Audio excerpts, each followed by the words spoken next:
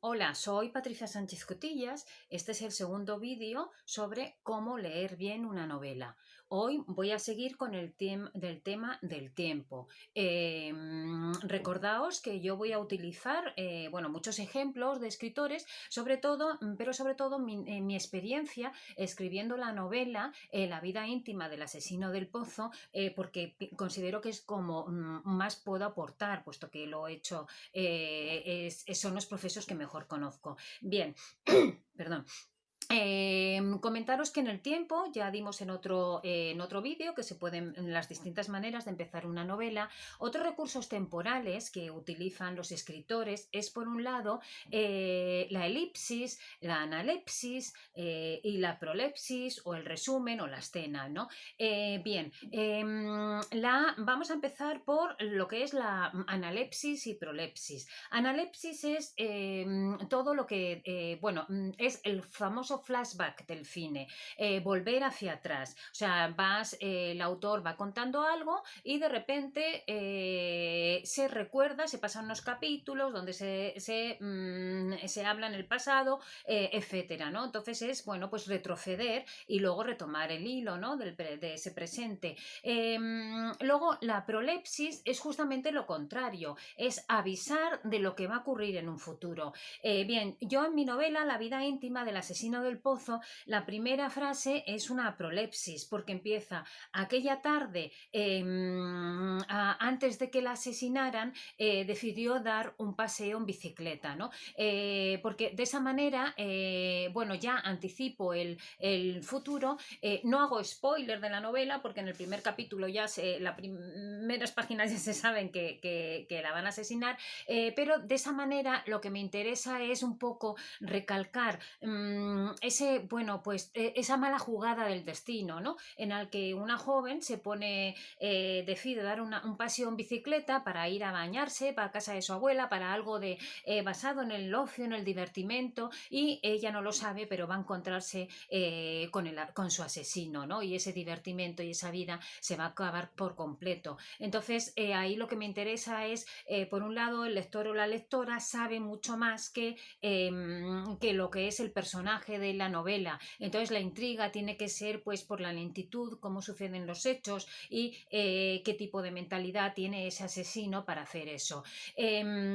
Otro recurso temporal es la elipsis. La elipsis consiste en omitir información necesaria para que la trama avance. Entonces, hay muchísimas elipsis en literatura. Por ejemplo, Faulkner tiene Una rosa para Emily, es un cuento con 5 capítulos. Él empieza casi por el final y hay una elipsis muy poderosa, y al final del relato lo que nos cuenta es un resultado, por lo cual pues ya los lectores tenemos que pensar y decir, uy, ¿qué ha pasado aquí? A ver, uno todo este rompecabezas y hago esto. De esa manera, Faulkner hace que el lector participe deduciendo qué es lo que ha ocurrido, ¿no?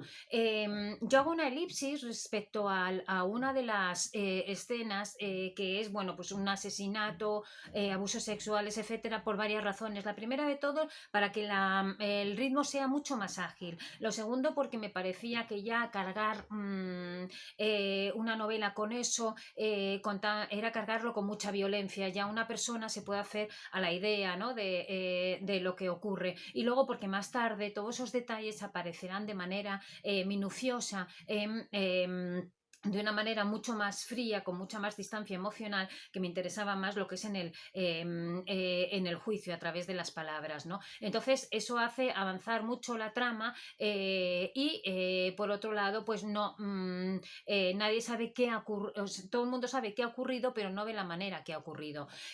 Otro de los recursos que se utilizan es el resumen. Flaubert comentaba que si pasan 10 años en una novela y no ha ocurrido absolutamente nada, no hay que justificar esos 10 años, o sea, con una línea nos vale, una línea y diga, pasaron 10 años de una manera mucho más literaria, claro, mucho más artística, pero que en cambio Flaubert comentaba que en lo que era el último capítulo, el envenenamiento de Madame Bovary, él extendió muchísimo y lo contó de una manera mucho más lenta, ralentizó todo porque era un capítulo importante. Entonces, lo que quiero comentar es que los escritores pues tenemos esos juegos de tiempo porque hay que estirar, digamos, lo que es importante y lo que no, y resumir lo que no es importante. Otro recurso es la escena. La escena más o menos nos cuenta en tiempo real algo que está pasando, pero también tiene que ser importante y tiene que despertar el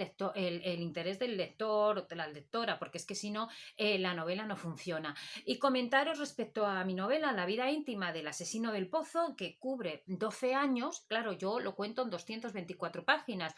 Esto hace que tenga que ser muy ágil con el tiempo y hay a veces que hay una información que llega en forma de noticia de periódico o en forma de programa de radio. ¿Por qué? Porque no me interesa la extensión, pues si aparece una bicicleta de una de las víctimas, no me interesa la gran escena de cómo el agricultor encuentra la bicicleta en un pozo, etcétera, sino que lo que me interesa es dar esa información de manera rápida para poder concentrarme en otros aspectos más interesantes de la trama que puede despertar más el interés de los lectores y que por otra parte me parecen a mí más significativos. Y bueno, nada más, comentaros que soy Patricia Sánchez Cutillas, que mi novela La vida íntima del asesino del pozo la podéis encontrar en Amazon, tanto en papel como en ebook, y que me encantaría que os suscribierais al canal si no estáis suscritos y por favor darle a un like si os ha gustado el vídeo y si os suscribís acordaos de darle a la derecha a la campanita para que os lleguen las notificaciones y nada más, que tengáis una vida muy feliz.